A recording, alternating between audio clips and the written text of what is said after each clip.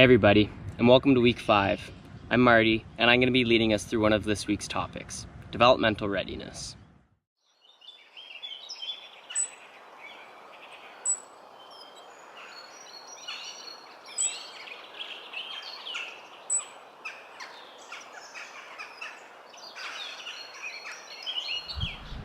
Okay, so for this topic, we're going to be looking at two main questions. Those questions are, what do we teach our students and when do we teach it? Once we have a better idea of how to answer those two questions, we're going to consider a third one. That question is, how do we teach this to our students? Let's get started with it, shall we? Okay, so before we get into our readings for this week, I want to share a personal story. I talked about it a little bit in my introductory video, but I'll talk about it again because I doubt you remember it. So when I was in the 7th grade, my teacher decided to show us the documentary, An Inconvenient Truth. Now you might be thinking, awesome, this teacher clearly realized that global warming was an important concept and we should be learning about it. But let me tell you, it wasn't so awesome. You see, when I was in the 7th grade, I was just starting to understand our natural world and the systems involved. What I didn't understand though was the interconnections between these systems. To put it bluntly, I had no idea how the world worked. Now boom, suddenly I'm being told that we have a planetary crisis called global warming, that we could see drastic changes to our entire planet, and that we could see consequences for every species alive. I became terrified. I became ecophobic. Over the next few years, I shied away from science classes. I didn't study geography, and overall, I tried to stay away from topics like global warming and climate change. I'm pretty lucky though. When I was a kid, I developed a pretty healthy relationship with the natural world. I loved to spend time outdoors.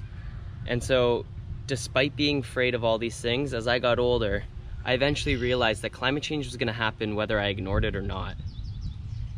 When I finally reached university, I realized it was time that I started to learn a little bit more about these topics that I'd been too afraid to learn about when I was younger. Okay, so now let's move on to some of our readings. The first one we're going to look at is by David Sobel, and it's called Beyond Ecophobia. The thesis for this article is kind of the thesis for this whole section.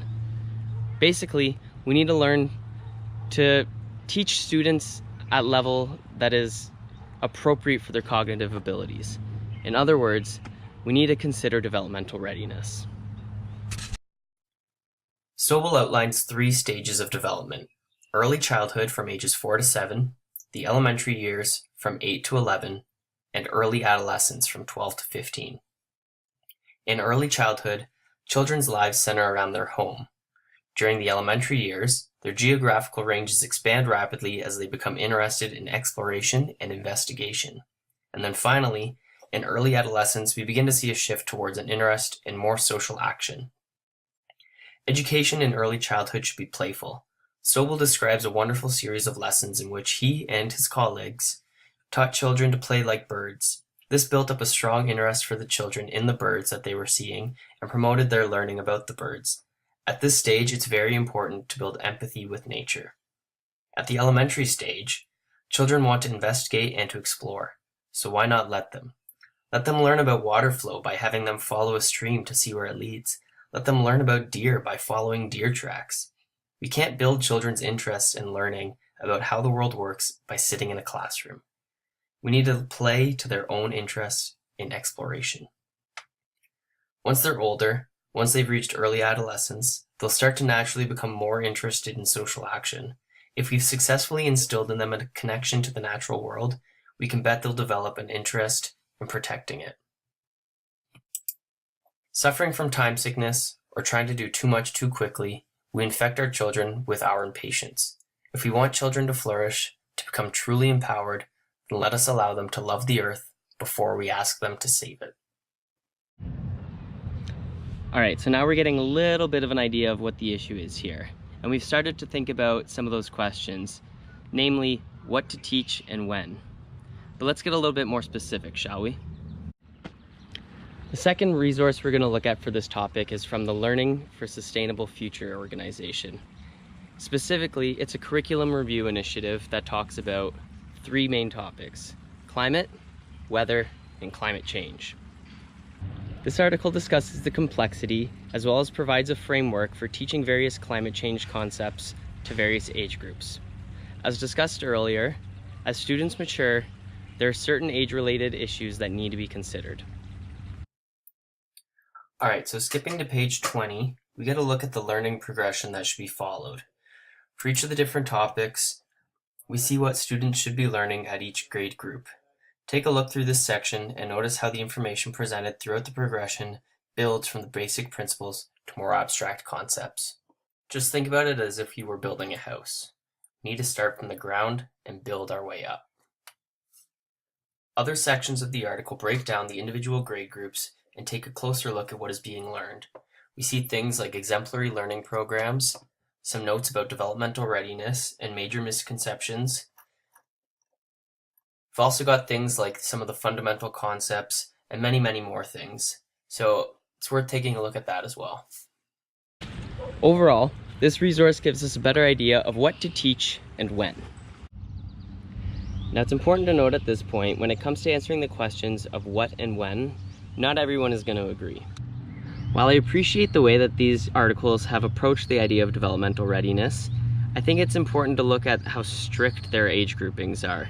I think children are a little bit more fluid than that. Feel free to weigh your thoughts on this in the discussions. Finally, we're going to look at a resource called Climate Literacy in the Classroom. As you might have guessed, it's about teaching students to be climate literate, and it gives us 5 strategies on how to do so. Alright, so as you can see here, strategy 1 is to educate yourself about the essential principles of climate change, or of climate science, sorry. If we aren't climate literate ourselves, how can we teach students to be climate literate? The second one is to know your curriculum and how it relates to climate literacy. The better you know your curriculum, the more easily you can incorporate climate literacy. Number 3 is to teach the nature of science early and often. We should be teaching our students, to be scientists from an early age. Number 4 is to foster a connection to nature. We've already talked about how important that is. Finally, the 5th strategy is that children can make a difference. If we teach children from an early age that they have the power to make a difference, maybe they won't freak out and shy away from topics that scare them the way I did when I was a kid. Okay, so we've been working a little bit to answer the questions of what to teach our students, when to teach it, and how to teach it. And we'll extend that conversation in the discussions. Right now though, it's time for you to take a closer look at those resources, and then you can come join me in the discussion. I'll be waiting there for you. Thanks for watching.